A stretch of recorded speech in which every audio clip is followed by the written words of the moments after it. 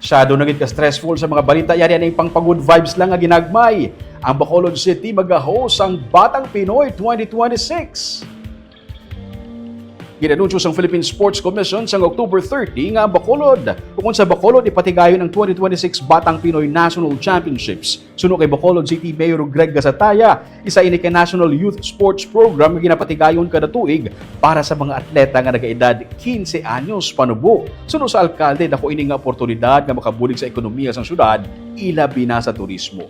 Sunod pa kay Gasataya nga ginapaabot kaya sa 24,000 to 30,000 ka mga atleta, coaches, kag mga ginikanan ang magakadto sa syudad. Dugang pa sang alkalde, sa bulan sang Pebrero naman, igapatigayon ang Negros Island Generic Athletic Association Meet, samtang sa Mayo naman ang Sports Expo.